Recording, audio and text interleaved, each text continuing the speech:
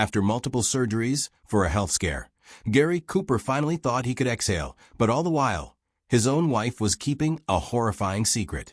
Gary Cooper was born Frank James Cooper on May 7, 1901. Raised on a ranch in Montana, little Cooper was already on his way to Hollywood.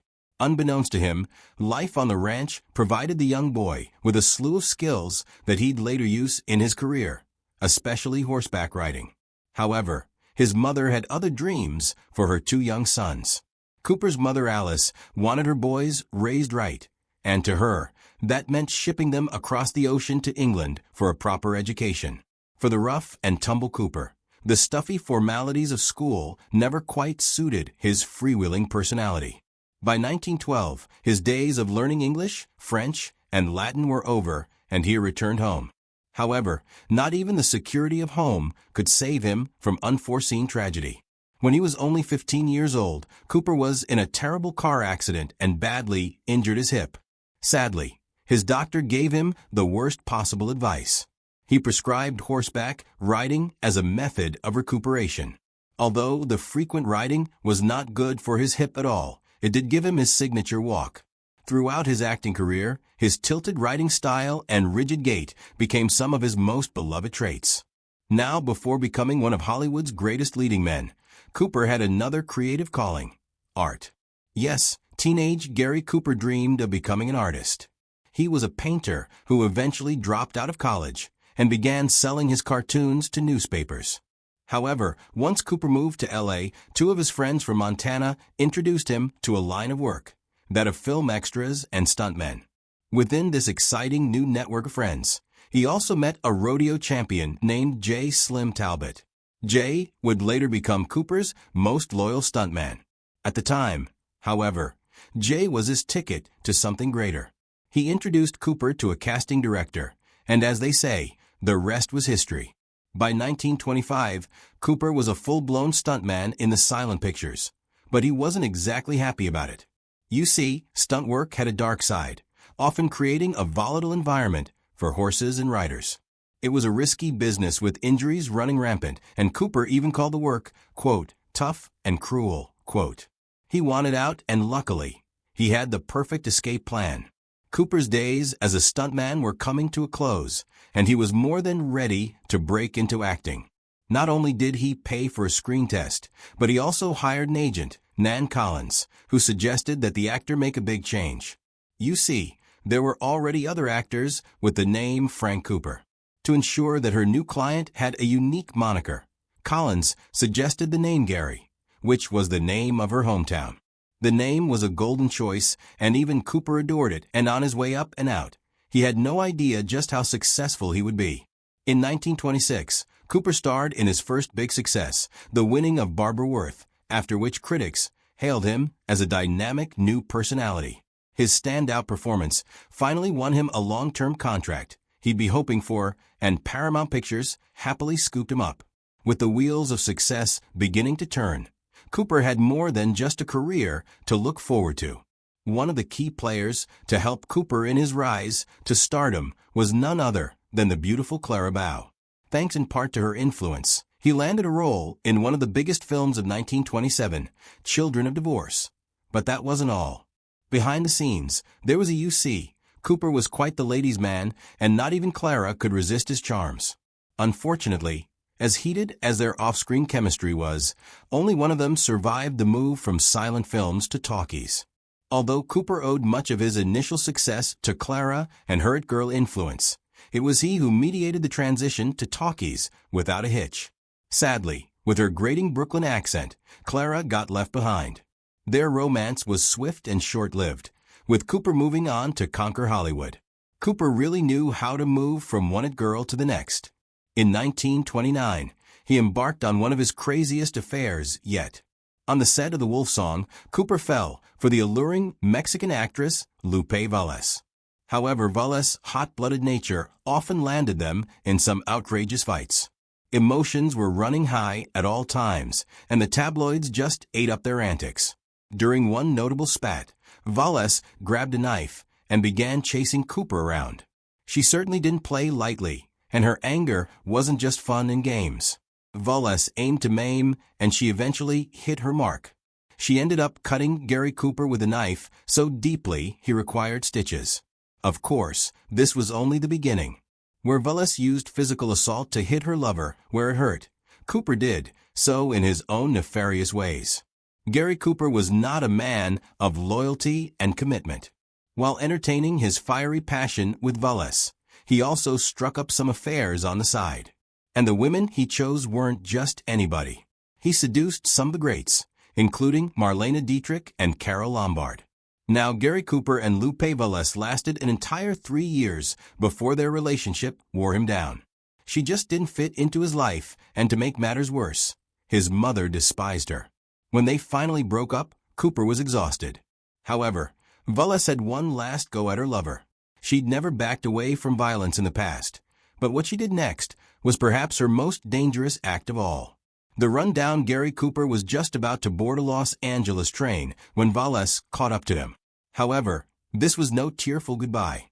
Allegedly, Velez yelled out a slur towards Gary, pulled out a gun, took aim, and fired at Gary Cooper.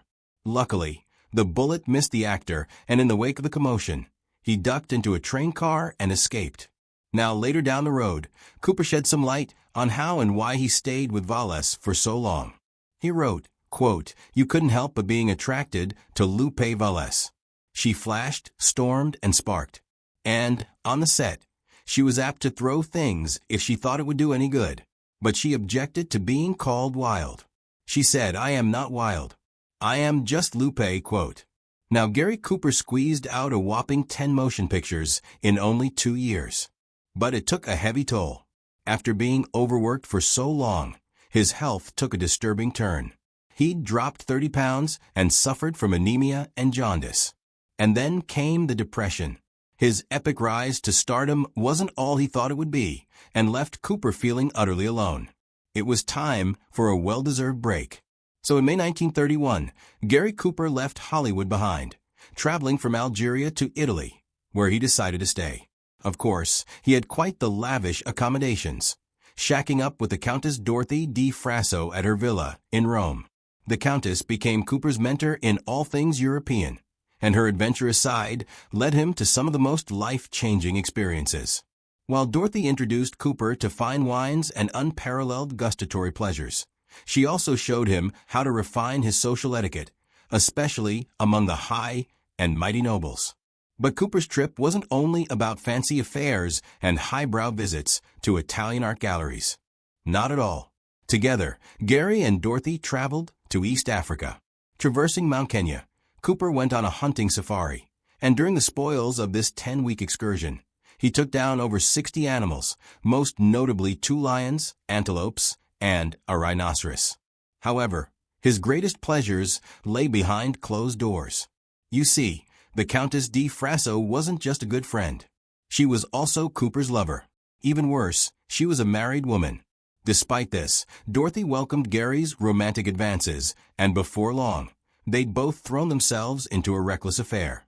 At this time, both the Countess and her husband barely saw one another, and after living such a passionless existence, Cooper's presence in her life was quite exciting. But it was never meant to last. After a year abroad, Cooper returned to what he knew best, acting. This time, however, he was no amateur, and he won himself a handsome contract with Paramount. Instead of working himself to the bone, he agreed to make only 2 films a year. He also attained director and script approval, as well as an impressive $4,000 a week, and suddenly, Cooper found himself back in the saddle. After being so off-kilter for so long, Cooper finally got his life back on track, both professionally and romantically. In 1933, Gary Cooper had a date with destiny. At a party, he was introduced to the 20-year-old Veronica Balfe. Veronica came from money, but she wasn't like any of his other conquests. She didn't come from Hollywood, and she wasn't married. In fact, to Cooper, she seemed like the perfect candidate for a long-term commitment. After slipping beneath the sheets of countless actresses, Cooper had finally found someone he wanted to put down roots with. Not only that, but Veronica seemed to be his perfect match. They shared the same interests, adoring outdoor activities like skiing and horseback riding. She was also his ticket into New York high society. Being with her opened a whole new world to the ambitious actor, and it was only the beginning. In 1933, Gary and Veronica married in a low-key ceremony away from the prying eyes of the press. Once a wayward rogue, the actor found himself refreshed by his new wife. Even his friends noticed that she sparked a radical shift in his behavior. He took back the reins and turned his back on his wayward past. For the time being, that is, throughout the 30s, Cooper certainly seemed like the picture-perfect husband. In 1937, he and Veronica welcomed a baby girl, Maria Veronica Cooper. Cooper warmed up to fatherhood and became a loving parent. He taught little Maria to ski and bicycle, and soon the entire family could enjoy their outdoorsy adventures together. Cooper's personal life thrived, but during this period, he made a massive professional mistake. Few people know that Gary Cooper was actually the first choice for the role of Rhett Butler in the sweeping epic Gone with the Wind. He certainly had the refined yet rugged looks for the part, but when personally asked to take the part, his response was shocking. Cooper didn't want the part, not even one bit. Convinced that Gone with the Wind would bomb at the box office, Cooper wanted absolutely nothing to do with the production. When the runner-up Clark Gable stepped up to the plate, Cooper confidently said, quote, "Gone with the Wind is going to be the biggest flop in Hollywood history. I'm glad it'll be Clark Gable who's falling flat on his nose, not me," quote.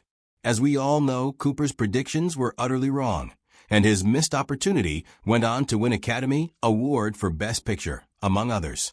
Clark Gable certainly got the last laugh in the end, but where one door closes, another opens, and one of Cooper's greatest films was just around the corner.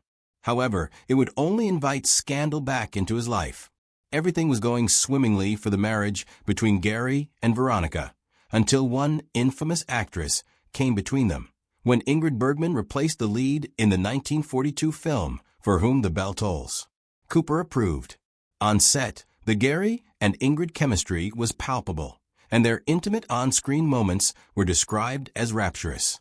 But their passions didn't end there. While playing opposite Ingrid, Gary relapsed back into his playboy ways, and before long, they had taken their on-screen romance off-screen. However, this time, he wasn't courting a needy mistress. Ingrid was quite the player herself, and wasn't one to have her heart broken too easily. In fact, when it came to their hot-blooded fling, it was Cooper who came out the worst for wear.